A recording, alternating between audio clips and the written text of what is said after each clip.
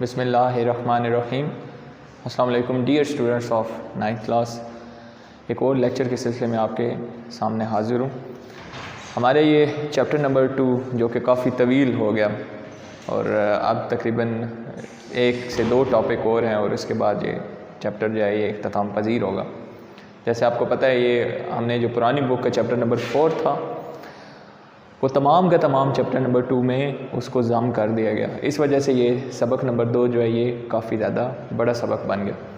बहरहाल अगर देखा जाए इसकी तरतीब बेहतरीन तरीके से आ गई है, जिसमें हम देखते हैं कि जहाँ पर हम पहले दूसरे सबक में कि हमें पाकिस्तान तक पहुँचते थे और कायद-ए-आज़म का किरदार हम डिस्कस करते थे, तो उसके बाद फिर हम चैप्टर नंबर 3 में पाकिस्तान का महल वक़ूर, उसकी गुफ्तगू पाकिस्तान के तबाही खदोखाल के हवाले से होती थी। फिर हम चैप्टर नंबर 4 में पाकिस्तान बनने के बाद के जो वाक़यात हैं उनको ज़ेर बहस लाते थे। लेकिन ये जो अभी दूसरा सबक है इसमें वो तरतीब जो है वो बिल्कुल बेहतरीन हो गई कि हमें पाकिस्तान के बाद फिर हमने करारदाद मकासद यानी कि कायद-ए-आज़म और लियाक़त अली ख़ान का किरदार, इब्तदाई मुश्किलात पाकिस्तान बनने के बाद और उसके बाद करारदाद मकासद, फिर हम दस्तूरी हवाले जो हैं वो उसको देख रहे हैं और साथ साथ जो अदवार हैं अयूब ख़ान का दौर जो है वो अब इख्तिताम पजीर जो हुआ लास्ट टाइम पे। तो अब हम देखेंगे जो हमारा आज का टॉपिक है, क्योंकि हमने ये टॉपिक लेके जाना है कि बांग्लादेश कैसे बना, यानी कि बंगाल पाकिस्तान से अलग कैसे हुआ। तो ये अभी अयूब ख़ान के दौर के बाद याहिया ख़ान के दौर हुकूमत का ये वाक़या।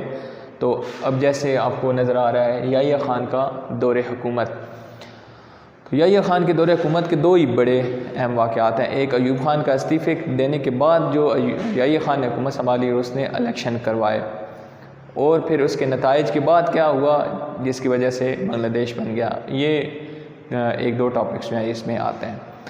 तो आज जैसे कि टॉपिक आपको नज़र आ रहा है याहिया ख़ान का दौर हुकूमत, तो याहिया ख़ान के दौर हुकूमत को समझने के लिए हमने वो अयूब ख़ान के जो हुकूमत है उसका ज़वाल ज़रूर डिस्कस करना होगा, ठीक है।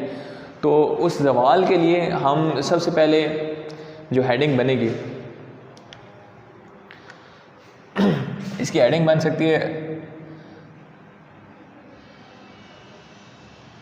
अयूब ख़ान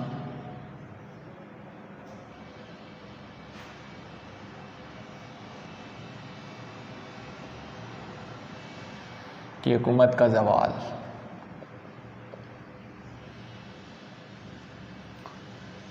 अब ये ज़वाल जो है यही पस मंज़र आप इसको कह सकते हैं। इसमें जो पहली हेडिंग है वो हम बनाएंगे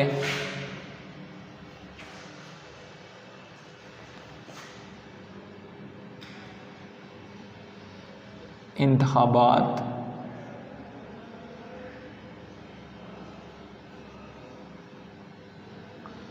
(1965) इंतखाबात 1965 के जहाँ पर आए, जैसा आपको पता है अयूब ख़ान ने 1959 में बुनियादी जमहूरियतों का निज़ाम मुतारिफ़ कराया था। 80,000 मेंबरान उसमें सेलेक्ट होते थे जो सूबाई और कौमी असम्बलियाँ मुंतखब करते थे और सदर का इंतखाब करते थे। ये इसका टेन्योर ख़त्म हो रहा था, इसकी मुद्दत ख़त्म हो रही थी, तो 1965 में इंतखाबात जो है वो करवाए गए। यानी कि 1960 के इंतखाबात हुए, 1959 में उसने ये फार्मूला दिया बुनियादी जमहूरियतों के निज़ाम का। 1965 में जो इंतखाबात हुई सदारती जो कैंडिडेट थे उसमें बहुत मजबूत कैंडिडेट मोहतरमा फ़ातिमा जिन्ना थी, लेकिन इन इंतखाबात में उन्हें शिकस्त हुई। इनकी शिकस्त के बाद अवाम के अंदर एक हलचल ज़रूर मची, क्योंकि ज़ाहिर बात है एक जज्बाती लगाओ और पाकिस्तान के क़याम में उनकी खदमात, कायद-ए-आज़म की बैन, ये चीज़ें कोई छोटी नहीं थी। यहाँ पर अवाम को नज़र आने लग गया कि अयूब ख़ान ने धांधली की है। तो यहाँ से जो अवाम है वो अयूब ख़ान से मुतनफ़र होना शुरू हो गए। 1965 के इंतखाबात के नताइज के बाद जो अवाम यानी कि जो रायामा थी, जो अवाम थे, वो अयूब ख़ान से मुतनफ़र होने लगे। ये इसकी हुकूमत का ज़वाल के सबब यहाँ से बनना शुरू होता है। इंतखाबात के बाद अगर ज़वाल का एक सबब बना है जिसके बाद उसने अयूब ख़ान को इस्तीफ़ा देना पड़ा, दूसरा सबब था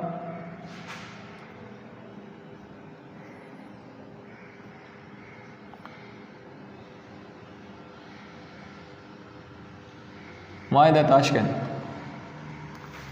माहिदा ताशकंद जो था ये 1965 की जंग के बाद रूस ने पाकिस्तान और भारत के दरमियान, यानी कि उनके वज़ीर आज़म शास्त्री और पाकिस्तान के सदर अयूब ख़ान के दरमियान ये माहिदा ताशकंद हुआ।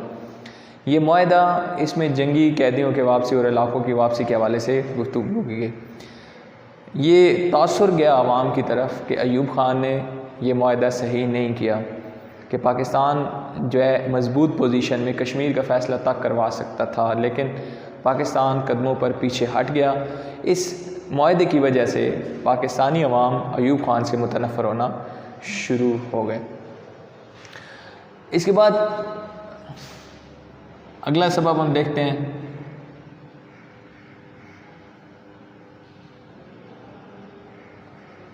तलबा का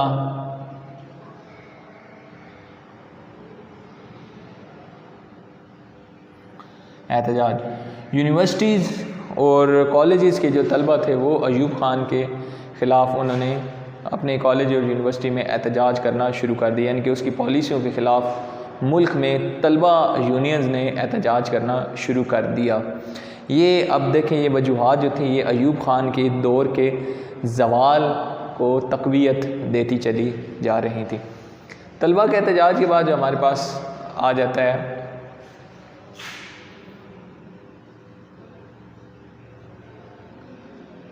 माशी सम्राट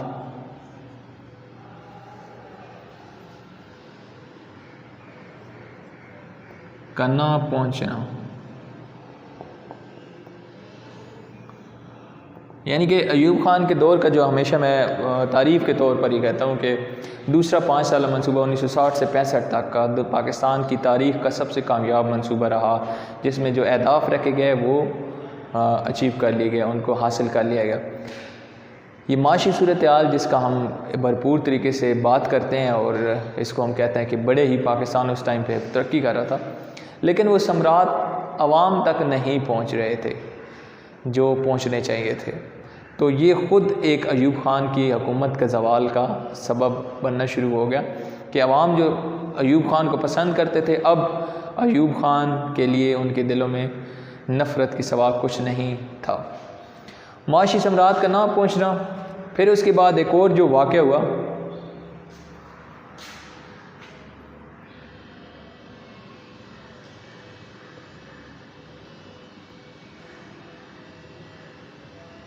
पीपल्स पार्टी का क़याम।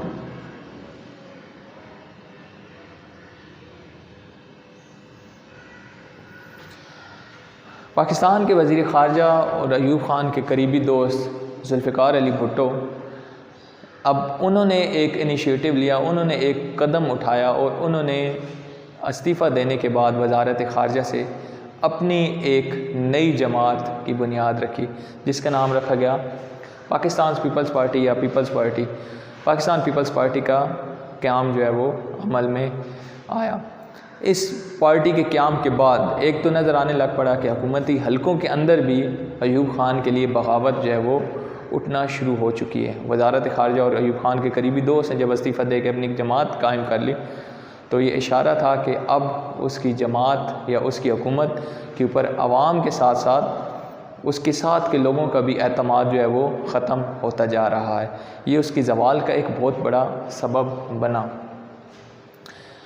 अच्छा, इसके बाद हेडिंग आती है, जब आप बना सकते हैं वहाँ पर तो सिर्फ एक सादा सा पस मंज़र लिखा हुआ है। इसके बाद है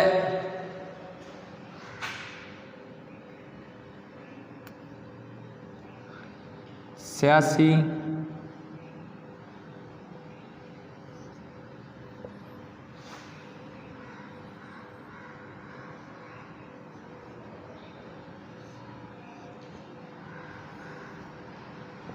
कॉन्फ्रेंस।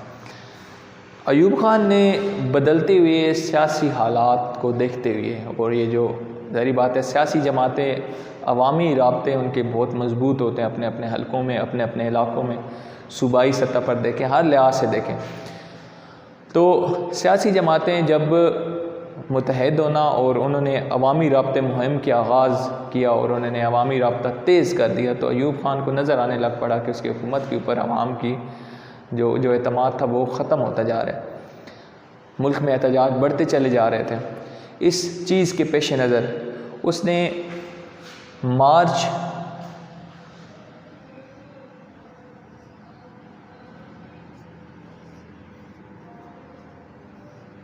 1969 में सियासी जमातों की कॉन्फ्रेंस बुलाई, गोल में इस कॉन्फ्रेंस बुलाई और गुफ्त शनीद उनसे करना शुरू की, लेकिन इस कॉन्फ्रेंस के कोई बेहतर नताइज, मुस्बत नताइज ना मिल सके, जिसके बाद जो हम कहते हैं कि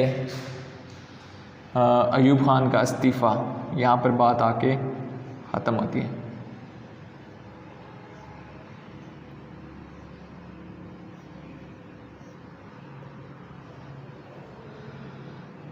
मार्च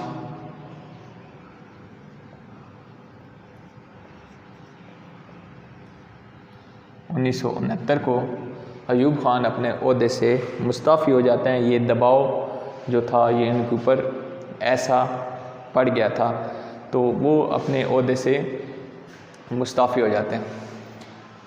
इसके बाद हम उसी चीज़ तक पहुंच जाते हैं, याह्या खान का दौर।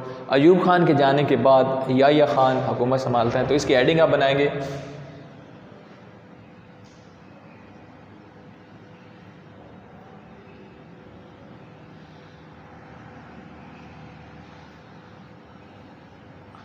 याह्या खान और माशाअल्लाह।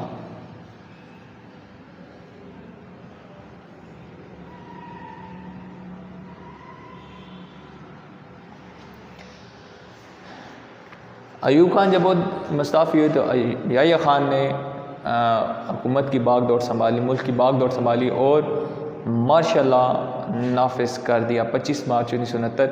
इसके साथ उसने 1962 का आइन भी जो है वो ख़त्म कर, उसको मनसूख कर दिया। वो जानता था कि किस वजह से अयूब खान इस्तीफ़ा दे रहे हैं, तो उसने फ़ौरन जो सियासी जमातें थी, सियासी कायदीन से उनसे राब्ते जो है वो किए और आम इंतखाबात का ऐलान जो है वो करवा दिया। और ये बड़ा ज़रूरी था क्योंकि अवाम यही चाह रहे थे कि मुल्क जो है वो इस चीज़ से निकले। याह्या खान आते साथ ही, क्योंकि वो सियासी सूरत हाल से बड़ी बेहतर तरीके से उनको देख भाल रहे थे, तो आते साथ ही उन्होंने कहा कि पाकिस्तान में आम इंतखाबात करवाए जाएंगे 5 अक्टूबर 1970। कब? 5 अक्टूबर 1970 को पाकिस्तान में आम इंतखाबात जो हैं वो करवाए जाएंगे। तो ये हमारा यहाँ तक ये जो टॉपिक है ये चल रहा था। यहाँ पर हम आगे बढ़ते हैं और देखते हैं कि लीगल फ्रेमवर्क ऑर्डर जो है वो याह्या खान ने यानी कि दिया। ये आप समझ लें एक वक्ती तौर पर। चले मैं आपको इसकी हेडिंग बना के फिर समझाता हूँ कि असल में ये चीज़ क्या थी।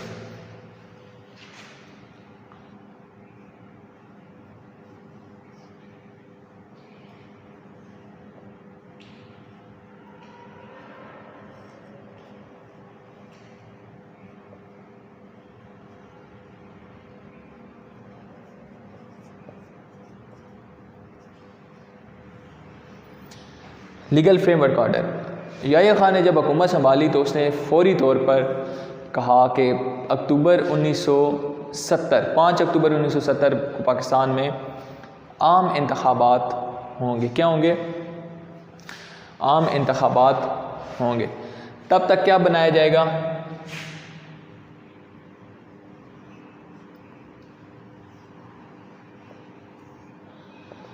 अबूरी आइन एक जो है वो नाफिज किया जाएगा। नवंबर में अबूरी आइन के लिए सिफारिशात तैयार की जाती हैं और यहाँ पर लिख देता हूँ।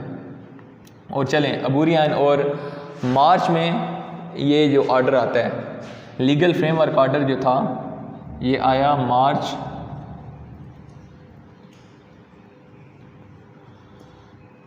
1970 को।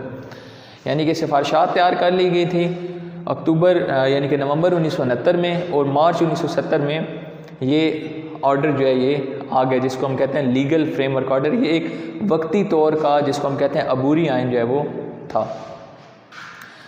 अब क्या इसमें जो चीज़ें कही गई, इसमें सबसे पहली बात, इसमें बात थी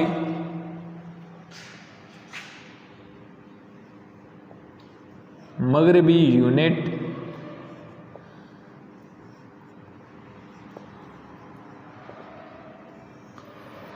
खात्मा।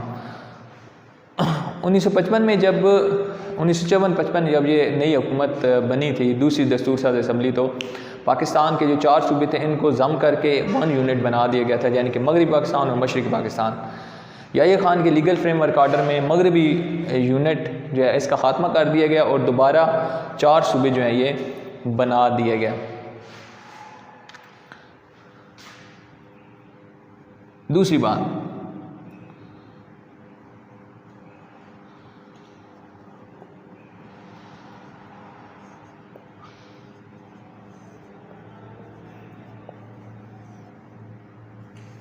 अवाम को बराह रास्त वोट का हक। ये पहली बार थी कि अवाम जो है बराह रास्त वोट कास्ट कर सकते थे, बराह रास्त वोट जो है वो दे सकते थे अपने नुमाइंदे को। हालांकि पहले ये तरीक़ाकार बराह रास्त वाला नहीं होता था।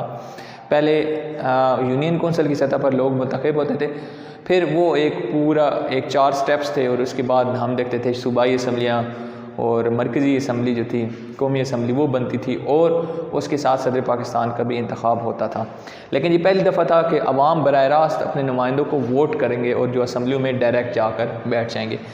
रायदही के लिए उम्र जो है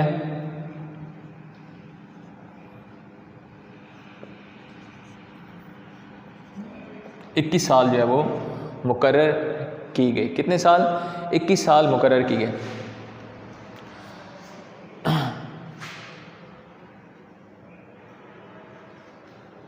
अच्छा, इसके बाद एक तीसरी हेडिंग जो इसमें बनेगी,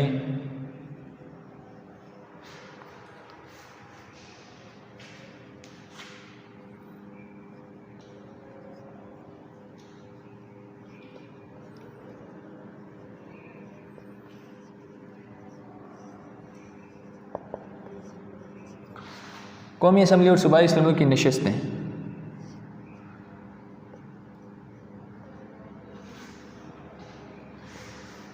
पहली बात कि जो सूबों के दरमियान कौमी असम्बली में जो नशिस्तें थी ना, इनको बराबर तकसीम किया गया हर सूबे पे, ताकि ये ना हो कि किसी सूबे से कौमी असम्बली की नशिस्तें ज़्यादा और किसी सूबे से कौमी असम्बली की नशिस्तें ज़्यादा हों। किस असम्बली की? कौमी असम्बली की। अब बात आती है, ये तो समझ गया ना कि हर सूबे में से बराबर, यानी कि सारे सूबे कौमी असम्बली की नशिस्तों के हिसाब से बराबर होंगे। उनमें छोटे सूबा या बड़ा सूबा और उसमें नशिस्तों की तकसीम मुख्तलिफ नहीं होगी, बराबर की तकसीम होगी। सूबाई जो असम्बली हैं उनकी नशिस्तों की जो तकसीम है वो बराबरी की लिहाज से की गई, यानी कि आबादी के लिहाज से की गई। जिसकी आबादी ज़्यादा होगी उसमें से ज़्यादा सूबाई असम्बली की नशिस्तें होंगी, जिनकी आबादी कम होगी उसमें सूबाई जो असम्बली की नशिस्तें होंगी वो कम होंगी। इसके बाद हमारे पास हेडिंग है और